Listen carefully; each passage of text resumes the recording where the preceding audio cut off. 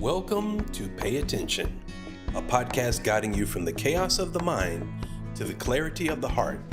Here's your host, Holly McNeill.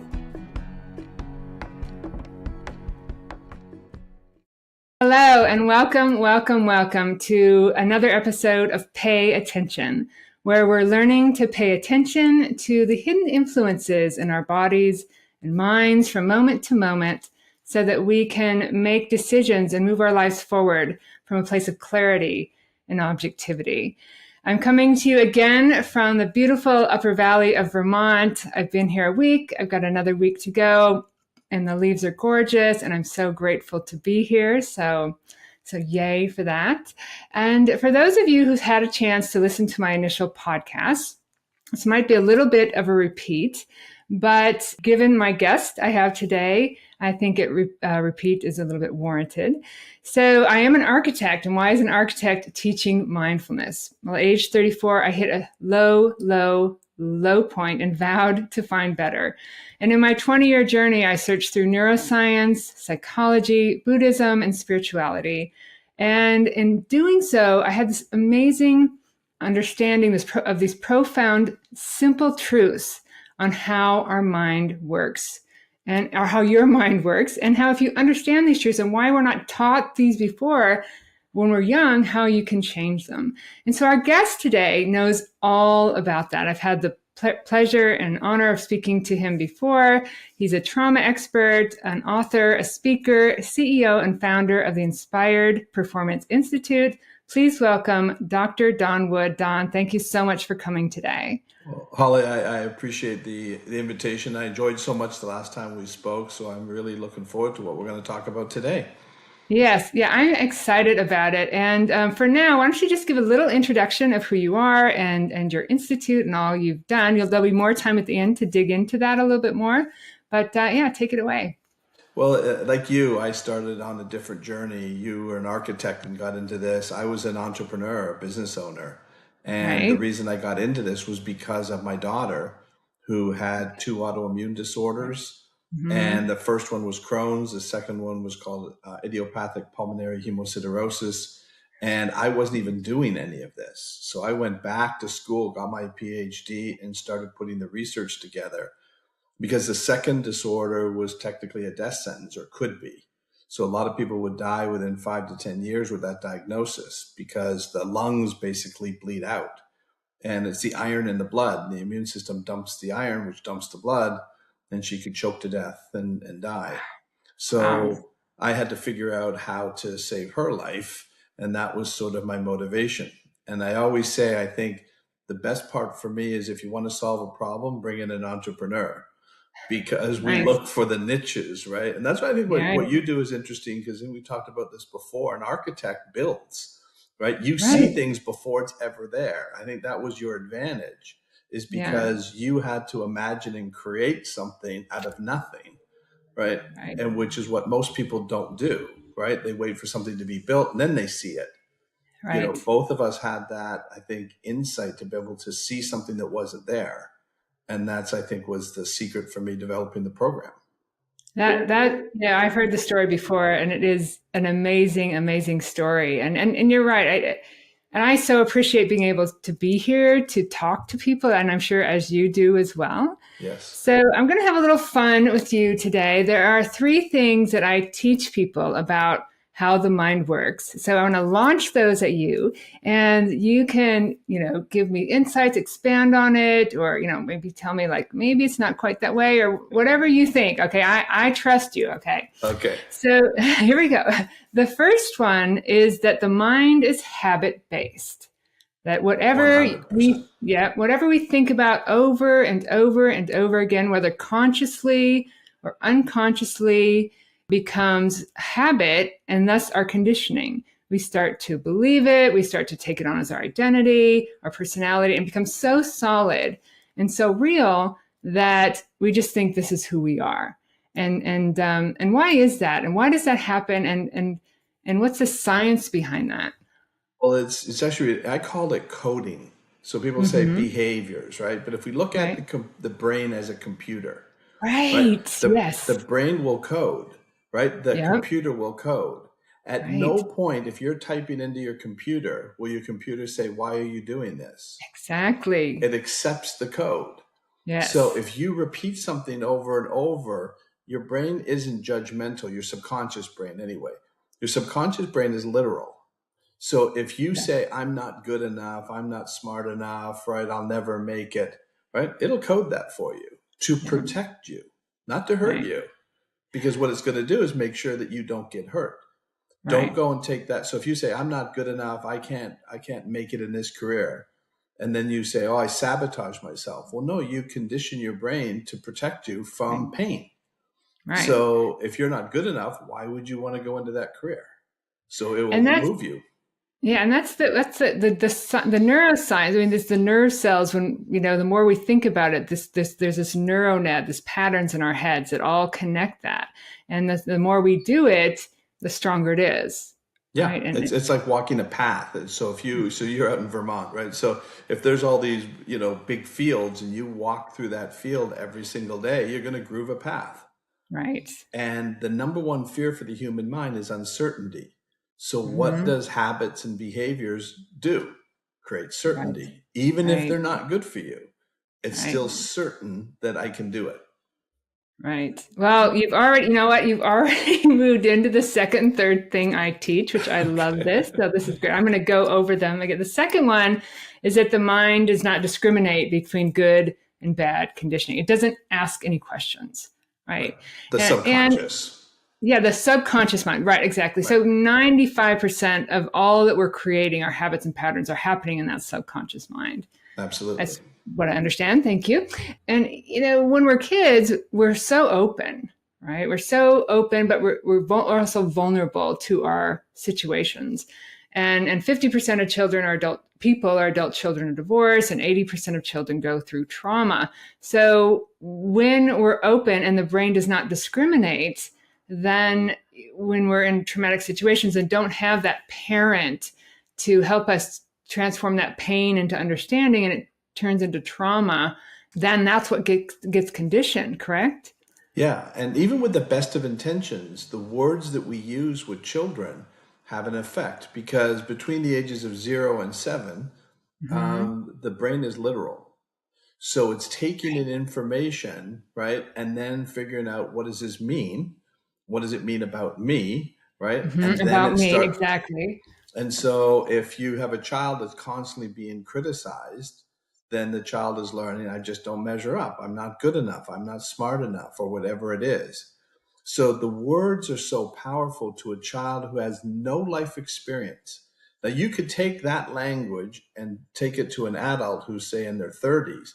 They're going to hear it completely different than a child. And I give an example. My wife grew up in a very traumatic childhood. And so between my wife and my daughter, right, I learned a lot from them. They're the heroes because they experienced it. But my wife, when she was 6 years old, living in a traumatic household to begin with, she goes to a tea party that the mothers in the neighborhood put on.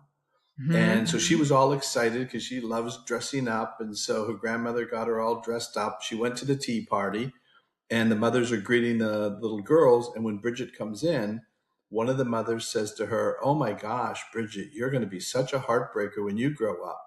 And all the other mothers are like, oh yeah, Bridget's definitely going to be a heartbreaker. When she told me this story, she was crying. She says, I got sick to my stomach and went home. What she heard at 6 was, I'm going to hurt people. Break their hearts. Yeah. And the last thing she wants, she's such a loving person. She's thinking, oh, they see something bad in me. Wow. Now they're complimenting her, but she doesn't know that. She doesn't have enough life experience to understand that language. Right. It's amazing. And you told me this story before, and in our last conversation, I thought about it. It only takes once, right? When you're a child, for you to really for your subconscious to grab onto that and to say, wow, this is who I am. The subconscious mind doesn't question, is this good for me? Should I even be believing this? And you talked about how we're literal. Exactly. Right. So we have our prefrontal cortex, right, doesn't develop till we're 25, different for men and women. Yep. And we have this emotional center, this limbic system. And really, we're the only ones that's there. So if there's a problem, it's our fault. It's my fault, right? Yes. Yeah, exactly. Right. And Right. again, like you're right. The subconscious, because it's literal, doesn't see things as right or wrong, good or bad.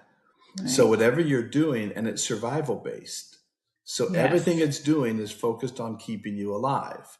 Yeah. So if you, like when people say, oh, I sabotage myself, I go, it's impossible. Your brain can't sabotage you. It's protecting Right. you, but it may be dealing with some faulty intelligence. Right. So you as an architect, this makes sense. If somebody gives you information and you build on that information, and then there's a Oh, mistake in that information, right? You're bad taking the news. information as fact. Yeah. And Right. Yeah. About building a solid foundation.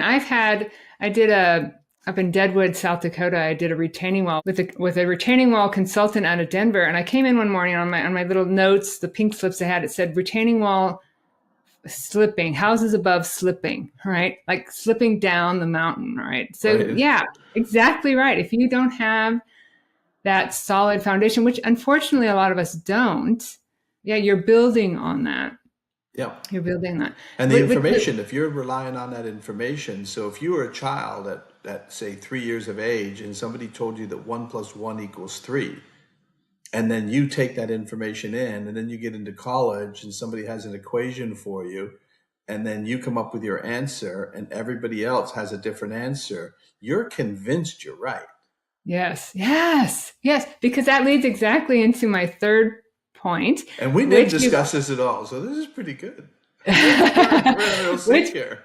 Yes, I knew this was going to be good. So the third one you've also touched on, and that is that the mind, one of its main jobs, the subconscious mind, is to protect you, to keep you safe. Right. And so it does so by saying, I learned this from you, that, the conditioning we have so far kind of works. So we're going to keep that going. So it will use all that nasty self-talk to dissuade you, to keep you in that comfort zone, free from risk and vulnerability, even if what's in there in that comfort zone isn't healthy for you. Exactly. I use the story of if you walk 2 miles every day to get food, and you had to navigate through snipers and landmines, but every day you got there and you got back. So your mind now thinks, I can do this. And then somebody goes, Holly, what are you doing? There's a safe way 100 yards down that road. It's lit. There's really safe. Your mind will not accept that knowledge, right? Yes. At value. So it will so that's why habits form. Habits are formed to give the mind research into whether this is safe. And so if you didn't get killed every day going there and somebody goes, go this way, your mind's going to go, oh no, I don't know that that's safe. Right. So the way to break that habit is to repeat something, build a new neural pathway that provides, I say, think of repetition as research for the brain. Yeah, that's awesome. That's awesome. I've heard it called laws of transformation, that your brain creates these laws of transformation that any new idea must pass through.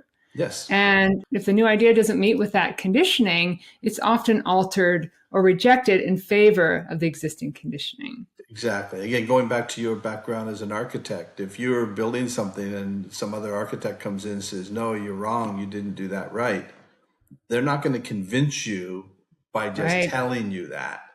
Architects have big egos. That's right. But besides the ego, you're also not going to say, hey, listen, I think I'm right. I'm not taking your word for it. Give me proof. Give me evidence before I'm going to change this drawing. Otherwise, if you just took his word and didn't challenge it, that's the way your brain works. It's going to say, I'm not going to take what you told me as proof until I can establish it and I know it's safe. Right. And so thank you for validating those three things I teach. I appreciate that. Given, like I said, as an architect, my job is to take little pieces from all over what I've learned and to put them together. So thank you.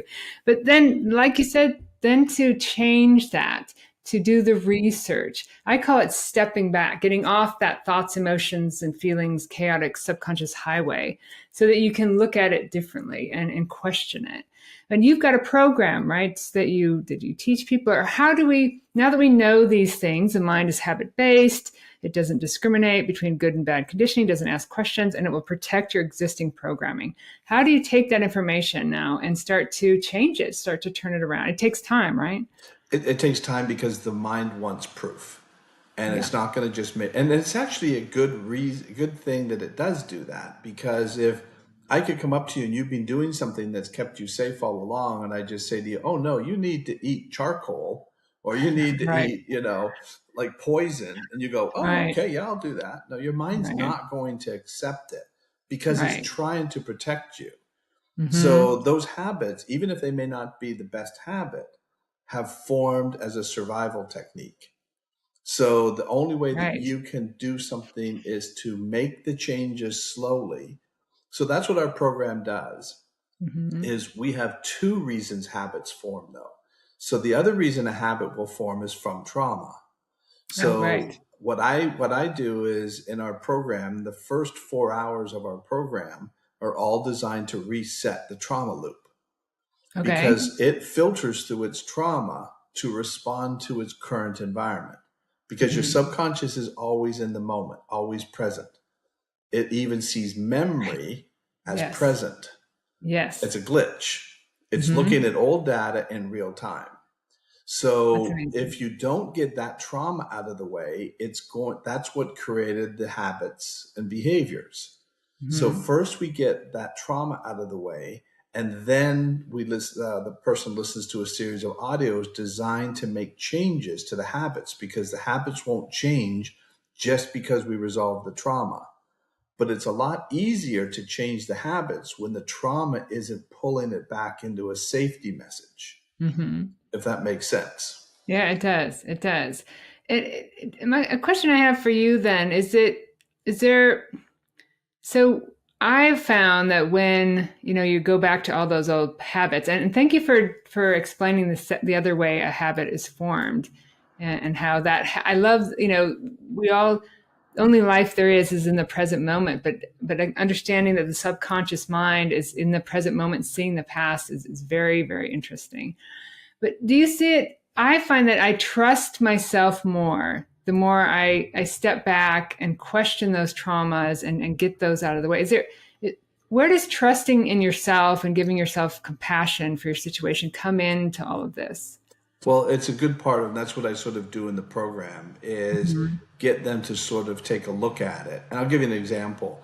I had a lady who, she had a very bad relationship with her parents. She Mhm. was very angry at them. Now, she's in her 30s. And, Mhm. she got along with them to some extent, but she had a lot of frustration and anger about, and so where'd it come from? Well, when she was 4, she had a sister, a 9-year-old sister, and then a 1-year-old sister. And so Okay. and she was 4. And she says, Mhm. and her parents went out, hired a babysitter, a male babysitter, and he tried to sexually assault the 9-year-old. And the 9-year-old was smart enough to say, let me put my sisters away. I don't want them to see this. And she hid them all in the bathroom. Smart kid. And he was Wow. pounding on the door trying to get in, and they wouldn't let him in. And then eventually the parents weren't gone for that long, and they came home. Oh And my God. she says, and then he left right away. And she goes, my parents didn't believe us that happened.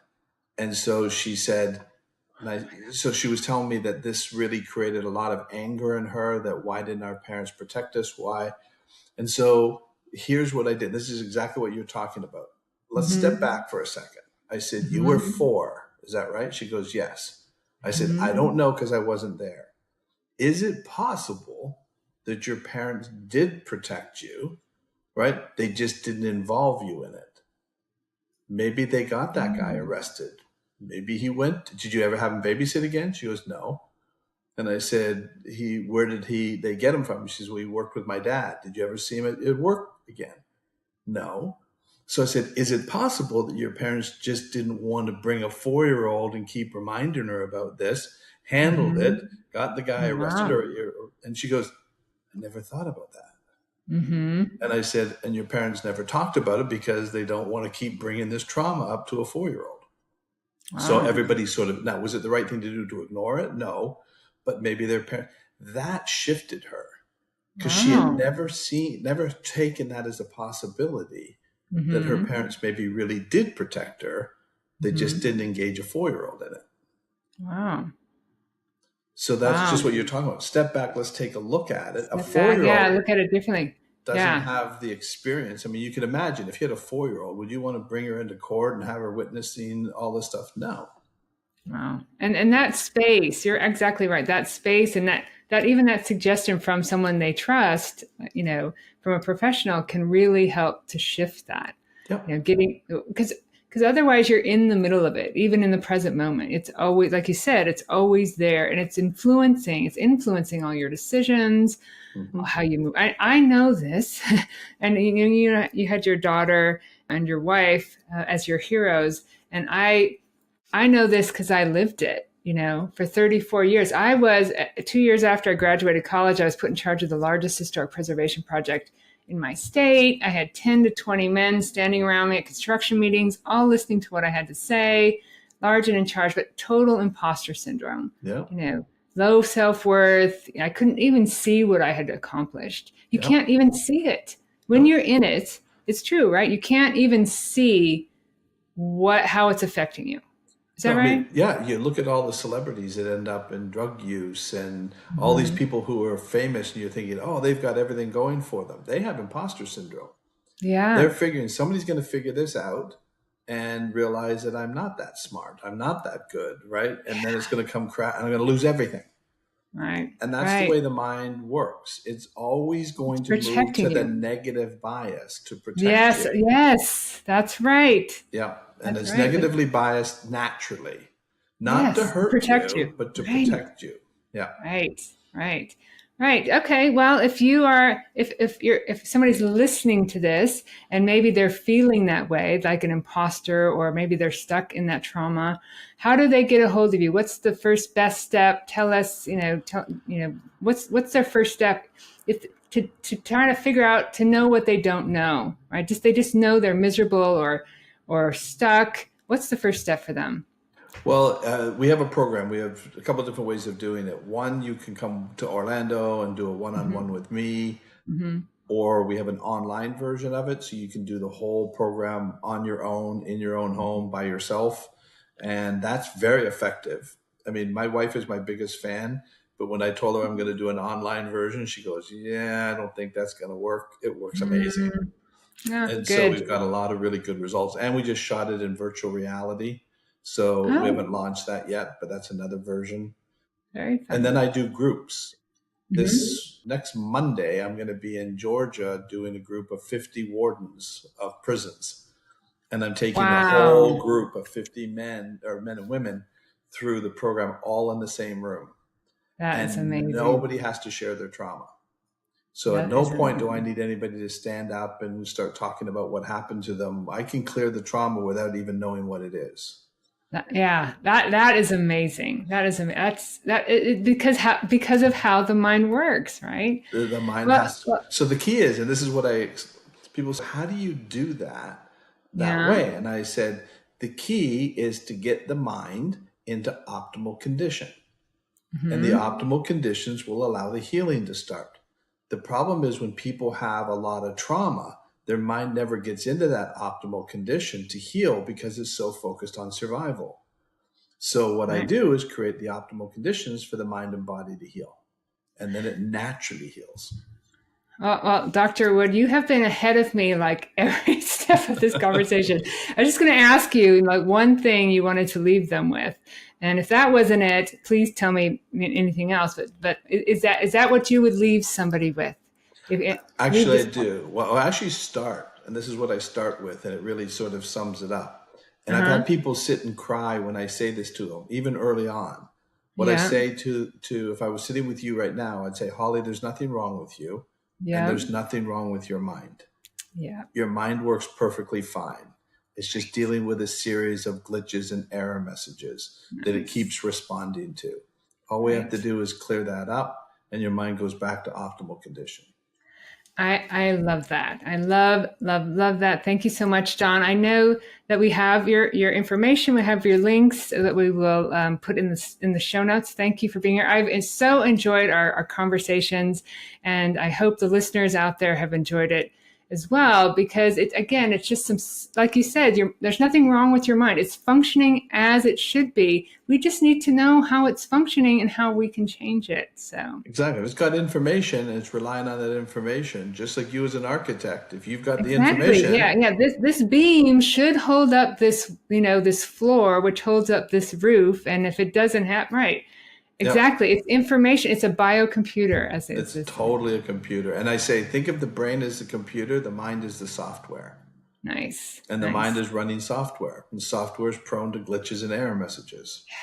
Yeah, it is. It's one of my classes I teach is called Simple and Obvious. We make it so complicated, but it's really quite straightforward. So thank you again for being here today, Dr. Wood.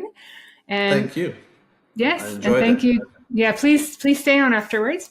Thank you to our listeners. I hope this was helpful to you. I hope this has helped you to understand kind of how the mind works and how you can change it.